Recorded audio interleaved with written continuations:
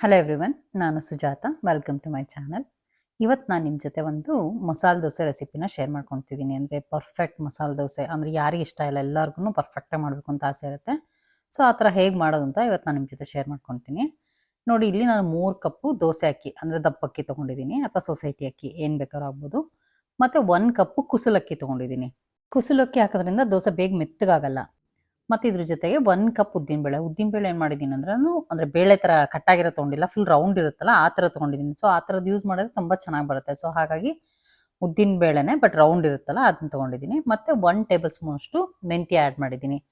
So ಇದು 4ನೇ ಸೇರಿಸ್ಬಿಟ್ಟು ನೀರು ಹಾಕ್ಬಿಟ್ಟು ಚೆನ್ನಾಗಿ, ನೀರು ಅಂದರೆ ತುಂಬ ಜಾಸ್ತಿ ನೀರು ಹಾಕೊಂಡ್ಬಿಟ್ಟು ಒಂದು 2-3 ಸತಿನಾರು ತೊಳಿಬೇಕಿದ್ನ. ಅಂದರೆ ಫುಲ್ ನೀರು ತಿಳಿ ಆಗಬೇಕು, ಮತ್ತು ನೆನಾಕಿದಾಗ ಅಲ್ಲಿವರೆಗೂ ಚೆನ್ನಾಗಿ ತೊಳಿಯೋಣ. ನಾನು ಇನ್ನು 3 ಸತಿ ತೊಳೆದಿದ್ದೀನಿ. ಸೊ ತೊಳೆದ್ಬಿಟ್ಟು ನೋಡಿ, ನೆನೆ ಹಾಕಿದ್ರೆ ಫುಲ್ ತಿಳಿ ಇದೆ ನೀರು, ಅಂದರೆ ನೀಟಾಗಿ ಟ್ರಾನ್ಸ್ಪರೆಂಟಾಗಿ ಕಾಣಿಸುತ್ತೆ ಅಕ್ಕಿ ಎಲ್ಲ. ಸೊ ಅಲ್ಲಿವರೆಗೂ ಇದನ್ನು ತೊಳೆದ್ಬಿಟ್ಟು ನೆನೆ ಹಾಕೋಣ. ನೋಡಿ, ಇದ್ರ ಜೊತೆಗೆ ನಾನು ಈಗ 3/4 ಕಪ್ ಅವಲಕ್ಕಿ ಕೂಡ ಹಾಕ್ತಿದ್ದೀನಿ. ನಾನು ಅವಲಕ್ಕಿನ ಅಕ್ಕಿ ಜೊತೆ ತೊಳ್ಕೊಳ್ಳಿಲ್ಲ, ಯಾಕೆಂದರೆ ಅದು ಉಜ್ಜಿ ತೊಳಿಬೇಕಾದ್ರೆ ಫುಲ್ ಮೆತ್ತಗಾಗ್ಬಿಡುತ್ತೆ ಅವಲಕ್ಕಿ. ಹಾಗಾಗಿ ಅದನ್ನು ತೊಳಿಲಿಲ್ಲ. ಬಟ್ ಈಗ ಸೇರಿಸಿಟ್ಟಿದ್ದೀನಿ ಅಕ್ಕಿ ಜೊತೆ. ಇದನ್ನು ಸೇರಿಸ್ಬಿಟ್ಟು ನೆನೆಸಿಟ್ಬಿಡ್ತೀನಿ. ಸೊ ಇದನ್ನು ಆಲ್ಮೋಸ್ಟ್ 6 to 7 ಅವರ್ಸ್ ನೆನೆಸಿದ್ರೆ ತುಂಬ ಚೆನ್ನಾಗಿ ಬರುತ್ತೆ. ಸೊ ನೋಡಿ, ಈಗ ನಾನು 7 ಅವರ್ಸ್ ನೆನೆಸಿದ್ದೀನಿ. ಇದನ್ನು ನೆನೆಸಾದ್ಮೇಲೆ ಇದನ್ನು ಮತ್ತೆ ಇನ್ನೊಂದ್ಸತಿ ಈಗ ಈ ನೀರನ್ನೆಲ್ಲ ಮತ್ತೆ ಒಂದ್ಸತಿ ತೊಳೆದ್ಬಿಟ್ಟು ಚೆಲ್ಬಿಡ್ತೀನಿ. ಚೆಲ್ಬಿಟ್ಟು ಆಮೇಲೆ ಇದನ್ನೆಲ್ಲ ನೀಟಾಗಿ ನುಣ್ಣಗೆ ರುಬ್ಕೋಬೇಕು. ನೋಡಿ, ಅವಲಕ್ಕಿ ಕೂಡ ಹಾಕಿದ್ನಲ್ಲ, ಅವಲಕ್ಕಿ ಇವಾಗ ತೊಳೆದಿರಲಿಲ್ಲ ನಾನು. ಸೊ ಈಗ ಇದನ್ನೆಲ್ಲ ಮಿಕ್ಸ್ ಮಾಡ್ಕೊಂಡು ತೊಳೆದ್ಬಿಟ್ಟು ನೀರು ಚೆಲ್ಬಿಡ್ತೀನಿ. ಈಗ ಇದನ್ನು ನುಣ್ಣಗೆ ರುಬ್ಕೋಬೇಕು. ನಾನಿಲ್ಲಿ ಮಿಕ್ಸಿ ಜಾರ್ಗೆ ಹಾಕೊಂಡು ರುಬ್ಕೊತಿದ್ದೀನಿ. ನೀವು ಇದನ್ನು ವೆಟ್ ಗ್ರೈಂಡರಲ್ಲೇ ಹಾಕೊಂಡು ರುಬ್ಕೊಂಡ್ರೂ ತುಂಬ ಚೆನ್ನಾಗಾಗುತ್ತೆ. ಬಟ್ ನಾನು ಮಿಕ್ಸಿನಲ್ಲೇ ರುಬ್ಕೊತಿದ್ದೀನಿ. ಬಟ್ ಮಿಕ್ಸಿನಲ್ಲೂ ಚೆನ್ನಾಗೇ ಆಗುತ್ತೆ. ಗ್ರೈಂಡ್ರಲ್ಲಿ ಇನ್ನೂ ಬೆಟ್ರಾಗಿ ಆಗುತ್ತೆ. ನೋಡಿ, ಇದಕ್ಕೆ ಒಂದು ಸ್ವಲ್ಪ ನೀರು ಸೇರಿಸ್ಕೊಂಬಿಟ್ಟು, ಅಂದರೆ ಇದನ್ನು ಸ್ವಲ್ಪ ಗಟ್ಟಿಗೆ ರುಬ್ಕೋಬೇಕು. ಅಂದರೆ ತುಂಬ ತೆಳ್ಳಗೆ ಮಾಡೋದು ಬೇಡ, ಸ್ವಲ್ಪ ಗಟ್ಟಿಗೆನೆ, ತುಂಬ ನುಣ್ಣಗೆ ರುಬ್ಬೇಕು. ಇದನ್ನ ರವೆ ರವೆ ರವೆ ಥರ ಇರಬಾರ್ದು, ಫುಲ್ ನುಣ್ಣಗಾಗೋಗಿ ನೀಟಾಗಿ ರುಬ್ಕೊಳ್ಳೋಣ.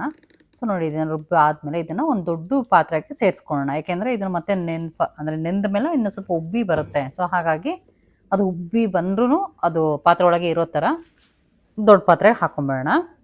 ನೋಡಿ, ಈಗೆಲ್ಲ ಅಂದರೆ ಸ್ವಲ್ಪನೇ ಸೇರಿಸಿ ರುಬ್ಕೊತಾ ಇದ್ದೀನಿ ನಾನು. ಈಗ ನೆನೆಸಿಟ್ಟಿದ್ದ ಅಕ್ಕಿ ಎಲ್ಲದನ್ನೂ ರುಬ್ಬಿದ್ದಾಯಿತು. ಸೊ ರುಬ್ಬಾದ್ಮೇಲೆ ಇದನ್ನು ನೀಟಾಗಿ ಮಿಕ್ಸ್ ಮಾಡ್ಕೊಳ್ಳೋಣ ಫಸ್ಟು. ಅಂದರೆ ಕೈಯಲ್ಲೇ ನೀಟಾಗಿ ಮಿಕ್ಸ್ ಮಾಡಿಬಿಡ್ತೀನಿ ನಾನು ಫಸ್ಟು. ಇದನ್ನು ಮಿಕ್ಸ್ ಮಾಡಿಬಿಟ್ಟು ಇದನ್ನು ನೆನೆಯೋಕ್ಕಿಡಬೇಕು. ಆಲ್ಮೋಸ್ಟ್ ಒಂದು 9 to 10 ಅವರ್ಸ್ ನೆಂದರೆ ತುಂಬ ಚೆನ್ನಾಗಿ ಬರುತ್ತೆ. ಇದೇ ಇಟ್ಟು ನಿಮಗೆ ಸಮ್ಮರಲ್ಲಿ ಒಂದು 8 ಅವರ್ಸ್ಗೆಲ್ಲ ನೆಂದು ಬಿಡುತ್ತೆ, ಚೆನ್ನಾಗಿ ನೆಂದು ಅದ್ರ ಉಬ್ಬಿ ಬರುತ್ತೆ. ಸೊ ವಿಂಟರಲ್ಲಿ ಸ್ವಲ್ಪ ನೆನೆಯೋದು ನಿಧಾನ ಆಗುತ್ತೆ. ಸೊ ಹಾಗಾಗಿ ಒಂದು 10 ಅವರ್ಸ್ ನೆಂದರೆ ಚೆನ್ನಾಗಿರುತ್ತೆ. ನೋಡಿ, ಇದು ಒಂದು 10 ಅವರ್ಸ್ ನೆಂದಾದ್ಮೇಲೆ ನೋಡ್ತಿರೋದು ಇದು. ನೋಡಿ, ಎಷ್ಟು ಚೆನ್ನಾಗಿ ನೆನ್ಕೊಂಡು ಉಬ್ಕೊಂಡು ಬಂದಿದೆ. ಈಗ ಇದಕ್ಕೆ ನಾನು ಉಪ್ಪು ಸೋಡಾ ಎಲ್ಲ ಏನೂ ಹಾಕಿರಲಿಲ್ಲ. ಈಗ ಇದನ್ನು ಬೆಳಗ್ಗೆ ಎದ್ದು ಸೇರಿಸ್ಬಿಟ್ಟು ಇಟ್ಟಿರ್ತೀನಿ. ಈಗ ಫಸ್ಟ್ ಇದನ್ನೆಲ್ಲ ನೀಟಾಗಿ ಮಿಕ್ಸ್ ಮಾಡಿಬಿಡ್ತೀನಿ. ಒಂದ್ಸತಿ ಮಿಕ್ಸ್ ಮಾಡಿಬಿಟ್ಟು ಆಮೇಲೆ ಇದಕ್ಕೆ ಉಪ್ಪು ಸೋಡಾ ಎಲ್ಲ ಹಾಕ್ಕೊತೀನಿ. ಸೋಡಾ ಅಂದರೆ ಆಪ್ಷನಲ್, ಬೇಕಂದರೆ ಹಾಕಿ, ಬೇಡ ಅಂದರೆ ಬಿಡಿ. ಬಟ್ ಹಾಕಿದ್ರೆ ಸ್ವಲ್ಪ ಕ್ರಿಸ್ಪಾಗಿ ಚೆನ್ನಾಗಿ ಬರುತ್ತೆ ಅಂತ ಸೋಡಾ ಕೂಡ ಆ್ಯಡ್ ಮಾಡ್ತೀನಿ. ನೋಡಿ, ಇಲ್ಲಿ 1.5 ಸ್ಪೂನಷ್ಟು ಉಪ್ಪು ಹಾಕ್ಕೊಂಡಿದ್ದೀನಿ. ಮತ್ತು ಒಂದು ಚಿಟಿಕೆ ಸೋಡಾ ಹಾಕಿದ್ದೀನಿ ಅಷ್ಟೇ, ತುಂಬ ಹಾಕಿಲ್ಲ, ಸ್ವಲ್ಪ ಸೋಡಾ ಹಾಕಿದ್ದೀನಿ. ಮತ್ತು ಇದ್ರ ಜೊತೆಗೆ 1 ಸ್ಪೂನಷ್ಟು ಸಕ್ಕರೆ ಕೂಡ ಆ್ಯಡ್ ಮಾಡ್ತೀನಿ.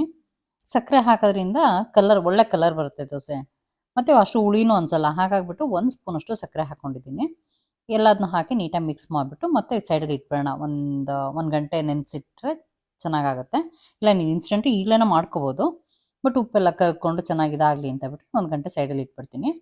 ಈಗ ಆ ಟೈಮಲ್ಲಿ ದೋಸೆಗೆ ಅಂತ ಒಂದು ಖಾರ ಹಚ್ಕೊತೀವಲ್ಲ, ಮಸಾಲೆ ದೋಸೆ ಖಾರ ಹಚ್ಚಿರ್ತೀವಲ್ಲ, ಸೊ ಆ ಖಾರನ ಚಟ್ನಿ ಮಾಡ್ಕೊಳ್ಳೋಣ.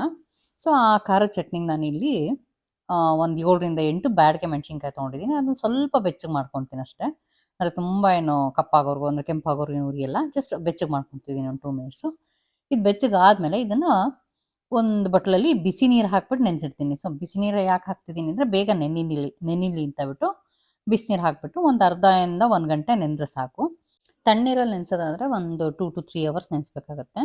ಸೊ ಬಿಸಿನೀರಲ್ಲಿ ಕಮ್ಮಿ ಟೈಮ್ ಸಾಕಾಗುತ್ತೆ. ನೋಡಿ, ಈಗ ನೆಂದಾದ್ಮೇಲೆ 1 ಗಂಟೆ ನೆಂದಿದೆ ಇದು. ನೆಂದಾದ್ಮೇಲೆ ಇದನ್ನು ಮಿಕ್ಸಿ ಜಾರ್ಗೆ ಹಾಕ್ಕೊಂಡ್ಬಿಟ್ಟು ರುಬ್ಕೊತೀನಿ. ಸೊ ಈ ಮೆಣಸಿನ್ಕಾಯಿ ಜೊತೆಗೆ ಒಂದು 10 ಎಸಳು ಬೆಳ್ಳುಳ್ಳಿ ಅಂದರೆ ಸಿಪ್ಪೆ ಎಲ್ಲ ತೆಗೆದುಬಿಟ್ಟು ಹಾಕಿದ್ದೀನಿ. ಮತ್ತು 1 ಸ್ಪೂನಷ್ಟು ಉಪ್ಪು, ಮತ್ತು 1 ಸ್ಪೂನಷ್ಟು ಜೀರಿಗೆ, ಸ್ವಲ್ಪ ಹುಣಸೆಹಣ್ಣು ಕೂಡ ಹಾಕಿದ್ದೀನಿ, ಅದ್ರ ಜೊತೆ ಬೆಲ್ಲ. ಇದೆಲ್ಲ ಸೇರಿಸಿ ನುಣ್ಣಗೆ ರುಬ್ಕೊಂಡ್ರೆ ಚಟ್ನಿ ರೆಡಿ. ಈಗ ಆಲೂಗಡ್ಡೆ ಪಲ್ಯ ಕೂಡ ಮಾಡ್ಕೊಳ್ಳೋಣ. ಮಸಾಲೆ ದೋಸೆಗೆ ಆಲೂಗಡ್ಡೆ ಪಲ್ಯ ಕಂಪಲ್ಸರಿ. ಸೊ ಹಾಗಾಗಿ ಪಲ್ಯನ ಒಂದು ಪ್ಯಾನಲ್ಲಿ ನಾನಿಲ್ಲಿ ಒಂದು 2ರಿಂದ 3 ಟೇಬಲ್ ಸ್ಪೂನಷ್ಟು ಎಣ್ಣೆ ಹಾಕಿದ್ದೀನಿ. ಅದ್ರ ಜೊತೆಗೆ ಒಂದು ಅರ್ಧ ಸ್ಪೂನಷ್ಟು ಸಾಸಿವೆ ಸಿಡಿದ್ಮೇಲೆ ಒಂದು ಅರ್ಧ ಸ್ಪೂನಷ್ಟು ಜೀರಿಗೆ ಕೂಡ ಹಾಕ್ಕೊತೀನಿ. ಮತ್ತು ಇದ್ರ ಜೊತೆಗೆ ಕಡಲೆಬೇಳೆ 1 ಟೇಬಲ್ ಸ್ಪೂನಷ್ಟು ಕಡಲೆಬೇಳೆ ಹಾಕಿದ್ದೀನಿ. ಅದನ್ನ ಸ್ವಲ್ಪ ಮಿಕ್ಸ್ ಮಾಡ್ಕೊಂಡು, ಅಂದರೆ ಕಡಲೆಬೇಳೆ ಸ್ವಲ್ಪ ಇದಾಗಲಿ 1 ನಿಮಿಷ ಇದನ್ನು ಹುರ್ಕೊತೀನಿ. ಅದಾದಮೇಲೆ ಒಂದು ಅರ್ಧ ಸ್ಪೂನಷ್ಟು ಉದ್ದಿನಬೇಳೆ ಕೂಡ ಹಾಕಿದ್ದೀನಿ. ಈಗ ಎರಡನ್ನೂ ಕೆಂಪಾಗೋವರೆಗೂ ಚೆನ್ನಾಗಿ ಹುರ್ಕೊಂಡು, ಇದ್ರ ಜೊತೆಗೆ ನಾನಿಲ್ಲಿ ಒಂದು 2 ಟೇಬಲ್ ಸ್ಪೂನಷ್ಟು ಹಸಿ ಬಟಾಣಿ ಇತ್ತು ನನ್ನ ಹತ್ರ, ಹಸಿ ಬಟಾಣಿ ಸೇರಿಸ್ತಿದ್ದೀನಿ ನಾನು. ಅಂದರೆ ನಿಮ್ಮ ಇದ್ರೆ ಸೇರಿಸಿ, ಇಲ್ಲ ಅಂದರೆ ಇದು ಬೇಡ, ಸ್ಕಿಪ್ ಕೂಡ ಮಾಡ್ಬೋದು. ಬಟ್ ಈಗ ಬಟಾಣಿ ಸೀಸನ್, ಬಟಾಣಿ ಸಿಗುತ್ತಲ್ಲ, ಹಾಗಾಗಿ ಬಟಾಣಿ ಕೂಡ ಸೇರಿಸ್ಕೊಂಡಿದ್ದೀನಿ. ಅದ್ರ ಜೊತೆ ಸ್ವಲ್ಪ ಕರ್ಬೇವಿನ ಸೊಪ್ಪು ಹಾಕ್ಬಿಟ್ಟು ಇದನ್ನೆಲ್ಲ ಚೆನ್ನಾಗಿ ಫ್ರೈ ಮಾಡ್ಕೊಳ್ಳೋಣ. ಅಂದರೆ ಬಟಾಣಿದ ಹಸಿ ವಾಸನೆ ಹೋಗೋವರೆಗೂ ಸ್ವಲ್ಪ ಫ್ರೈ ಮಾಡ್ಕೊತೀನಿ. ಒಂದು 2 to 3 ಮಿನಿಟ್ಸ್ ಫ್ರೈ ಮಾಡ್ಕೊತೀನಿ. ಇದ್ರ ಜೊತೆಗೆ ಒಂದು ಅರ್ಧ ಇಂಚಷ್ಟು ಹಸಿ ಶುಂಠಿ ಕೂಡ ತುರಿದು ಹಾಕ್ಕೊತಿದ್ದೀನಿ.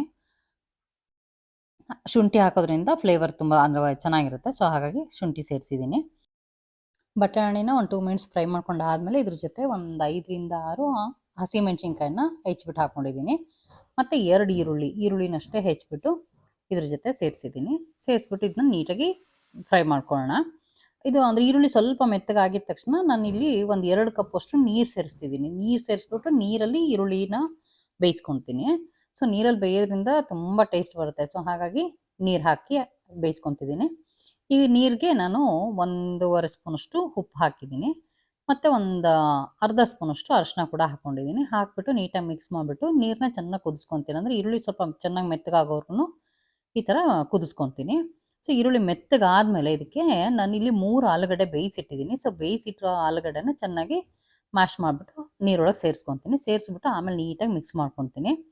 ಈ ಪಲ್ಯ ಫುಲ್ ರೆಡಿ ಆದಮೇಲೆ ಒಂಥರ ಬೆಣ್ಣೆ ಥರ ಟೆಕ್ಸ್ಚರ್ ಬರುತ್ತೆ. ಅಂದರೆ ಮೆತ್ತಗೆ ತುಂಬ ಚೆನ್ನಾಗಿರುತ್ತೆ. ಅಂದರೆ ಮಿಕ್ಸ್ ಮಾಡ್ಕೊಂಡು ತಿನ್ನೋಕ್ಕಂತೂ ಸೂಪರಾಗಿರುತ್ತೆ. ನೋಡಿ ಇದೆಲ್ಲದು ನೀಟಾಗಿ, ಅಂದರೆ ಇನ್ನೊಂದು ಸ್ವಲ್ಪ ಗಂಟಿದ್ರೂ ಈ ನೀರೊಳಗೆ ನೀಟಾಗಿ ಮಿಕ್ಸ್ ಆಗೋಗ್ಬಿಡುತ್ತೆ ಆಲೂಗಡ್ಡೆ. ಸೊ ಹಾಗಾಗಿ ಕೈಯಲ್ಲೇ ನಾನು ಮ್ಯಾಶ್ ಮಾಡಿ ಹಾಕ್ತೆ. ಸೊ ಸ್ಪೂನಲ್ಲಿ ಒಂದು ಸತಿ ಒತ್ತಿ ಇದು ಮಾಡಿದ್ರೆ ಎಲ್ಲ ನೀಟಾಗಿ ಪೇಸ್ಟ್ ಥರ ಮಿಕ್ಸ್ ಆಗೋಗ್ಬಿಡುತ್ತೆ. ಮಸಾಲೆ ದೋಸೆಗೆ ಆಲೂಗಡ್ಡೆ ಪಲ್ಯ ಇಲ್ಲ ಅಂದರೆ ಅದು ಕಂಪ್ಲೀಟ್ ಅಂತಲೇ ಅನ್ಸಲ್ಲ. ಆಲೂಗಡ್ಡೆ ಪಲ್ಯ ಇದ್ರೇ ಜೊತೆಲಿ ಅದು ಮಸಾಲೆ ದೋಸೆ ಅಂತ ಕನ್ಸಿಡರ್ ಆಗೋದು. ನೋಡಿ ಈಗ ಲಾಸ್ಟಲ್ಲಿ ಕೊತ್ತಂಬರಿ ಸೊಪ್ಪನ್ನ ಹೆಚ್ಚಿಬಿಟ್ಟು ಹಾಕಿ ನೀಟಾಗಿ ಮಿಕ್ಸ್ ಮಾಡಿಬಿಟ್ಟು ಇದು ಸೈಡಲ್ಲಿ ಎತ್ತಿಟ್ಬಿಡ್ತೀನಿ. ಸೊ ಚಟ್ನಿ ಅಂದರೆ ಖಾರ ಚಟ್ನಿ ಆಯಿತು. ಸೊ ಆಲೂಗಡ್ಡೆ ಪಲ್ಯನೂ ರೆಡಿ ಆಯಿತು. ಈಗ ಮಸಾಲೆ ದೋಸೆನೂ ಮಾಡ್ಕೊಂಬಿಡೋಣ. ಮಸಾಲೆ ದೋಸೆಗೆ ನಾನು ಇಲ್ಲಿ ಹೆಂಚನ್ನ ಕಾಯಕ್ಕಿಡ್ತಿದ್ದೀನಿ. ಸೊ ಹೆಂಚು ಅದ್ರ ಕಾದ್ಮೇಲೆ, ಅಂದರೆ ತುಂಬ ಕಾಯಿಸ್ಬಾರ್ದು ಹೆಂಚನ್ನ, ಒಂದು ಮೀಡಿಯಮ್ ಹೀಟ್ ಆದಮೇಲೆ ಇದಕ್ಕೆ ಇದ್ರ ಮೇಲೆ ನಾನು ದೋಸೆ ಹಾಕ್ಕೊತಿದ್ದೀನಿ. ಸೊ ದೋಸೆ ಹಾಕ್ಕೊಂಡು ಇದ್ರ ಜೊತೆಗೆ ನಾನು ತುಪ್ಪ ಹಾಕ್ಬಿಟ್ಟು ಬೇಯಿಸ್ಕೊತಿದ್ದೀನಿ ದೋಸೆನ. ಸೊ ತುಪ್ಪ ಹಾಕಿ ಬೇಯಿಸೋದ್ರಿಂದ ಒಳ್ಳೆ ಕ್ರಿಸ್ಪು ಬರುತ್ತೆ, ಟೇಸ್ಟು ತುಂಬ ಚೆನ್ನಾಗಿರುತ್ತೆ. ಸೊ ನೋಡಿ ಇದು ಸ್ವಲ್ಪ ಅಂದರೆ ಬೆಂದಾದಮೇಲೆ ಇದಕ್ಕೆ ನಾನು ಚಟ್ನಿ ಕೂಡ ಸವರ್ತಿದ್ದೀನಿ. ಕೆಂಪು ಚಟ್ನಿ ಎದುರು ಬಿಟ್ಟಿದ್ದನ್ನ ಅದನ್ನು ಒಂದು ಅರ್ಧ ಸ್ಪೂನಷ್ಟು ಹಾಕೊಂಡ್ಬಿಟ್ಟು ಫುಲ್ ಸುತ್ತ ಸ್ಪ್ರೆಡ್ ಮಾಡಿಕೊಂಡೆ. ಮತ್ತು ಇನ್ನೊಂದು ಸ್ಪೂನ್ ತುಪ್ಪ ಹಾಕಿದ್ದೀನಿ ಅದ್ರ ಮೇಲ್ಗಡೆ. ಅಂದರೆ ತುಪ್ಪ ಹಾಕಿದ್ರೆ ಟೇಸ್ಟ್ ತುಂಬ ಚೆನ್ನಾಗಿರುತ್ತೆ. ನೋಡಿ ನಿಮಗೆ ಹೇಗೆ ಬೇಕೋ ಅದನ್ನ ಹಾಕ್ಕೊಂಡು ತಿನ್ಕೋಬೋದು. ನೋಡಿ ಇದ್ರ ಮೇಲ್ಗಡೆ ಆಲೂಗಡ್ಡೆ ಪಲ್ಯನ ಇಟ್ಬಿಟ್ಟು ನೀಟಾಗಿ ಫೋಲ್ಡ್ ಮಾಡಿಕೊಂಡ್ರೆ ಮಸಾಲೆ ದೋಸೆ ರೆಡಿ. ಒಳ್ಳೆ ಗೋಲ್ಡನ್ ಬ್ರೌನ್ ಆಗಿ ತುಂಬ ಚೆನ್ನಾಗಿ ಬಂದಿದೆ, ತುಂಬ ಚೆನ್ನಾಗಿ ಬಂದಿದೆ ದೋಸೆ ಮಾತ್ರ. ಸೊ ನೀವು ಈ ರೆಸಿಪಿನ ಟ್ರೈ ಮಾಡಿ ಮತ್ತು ನನಗೆ ಹೇಗೆ ಬಂತು ಅಂತ ಕಾಮೆಂಟ್ ಮಾಡಿ. ಮಸಾಲೆ ದೋಸೆ ಅಂದರೆ ಎಲ್ಲರಿಗೂ ಇಷ್ಟ, ಆಲ್ಮೋಸ್ಟ್ ಮಕ್ಳಿಗೂ ಇಷ್ಟ ಆಗುತ್ತೆ ಮತ್ತು ದೊಡ್ಡವ್ರಿಗೂ ಇಷ್ಟ ಆಗುತ್ತೆ. ಅಂದರೆ ಫೇವ್ರೆಟ್ ತಿಂಡಿ ಯಾವುದು ಅಂದರೆ ಆಲ್ಮೋಸ್ಟ್ ದೋಸೆನ ಅಂತಾನೆ ಸುಮಾರು ಜನ ಹೇಳೋದು. ನನಗಂತೂ ಮಸಾಲೆ ದೋಸೆ ತುಂಬಾ ಇಷ್ಟ. ನಾನು ಹೋಟ್ಲಿಗೆ ಹೋದ್ರೂ ಅಷ್ಟೇ ಫಸ್ಟ್ ತೊಗೊಳೋದೆ ನನ್ನ ಮಸಾಲೆ ದೋಸೆ. ಮತ್ತು ದೋಸೆ ಬಿಡೋಕ್ಕೆ ಮುಂಚೆ ಅಂದರೆ ಹೆಂಚಿಗೆ ಸ್ವಲ್ಪ ನೀರು ಹಚ್ಕೊಂಡ್ಬಿಟ್ಟು ಆಮೇಲೆ ದೋಸೆ ಬಿಟ್ಟರೆ ಅಂದರೆ ಒಳ್ಳೆ ಕಲರ್ ಬರುತ್ತೆ ಮತ್ತು ತುಂಬ ಚೆನ್ನಾಗಿ ನೀಟಾಗಿ ಬೇಯುತ್ತೆ. ನೋಡಿ ಒಳ್ಳೆ ಎಷ್ಟು ಚೆನ್ನಾಗಿ ಬಂದಿದೆ ದೋಸೆ ಮತ್ತು ಆಲೂಗಡ್ಡೆ ಪಲ್ಯ. ಮತ್ತು ಚಟ್ನಿ ಕೂಡ ಕಂಪಲ್ಸರಿ, ಅಂದರೆ ಕಾಯಿ ಚಟ್ನಿ ತುಂಬ ಚೆನ್ನಾಗಿರುತ್ತೆ. ಸೊ ಕಾಯಿ ಚಟ್ನಿ ರೆಸಿಪಿ ನಾನು ಇದಕ್ಕೆ ಮುಂಚೆನೇ ಶೇರ್ ಮಾಡೋದ್ರಿಂದ ಇವತ್ತು ನಾನಿಲ್ಲಿ ಆ ರೆಸಿಪಿ ಹಾಕಿಲ್ಲ. ಸೊ ನಿಮ್ಗೆಲ್ರಿಗೂ ಈ ರೆಸಿಪಿ ಇಷ್ಟ ಆಗಿದೆ ಅಂತ ಅಂದ್ಕೊತೀನಿ. ಇಷ್ಟ ಆಗಿದ್ದರೆ ಖಂಡಿತ ಕಾಮೆಂಟ್ಸ್ ಮಾಡಿ. Thanks for watching this video. Take care. Bye.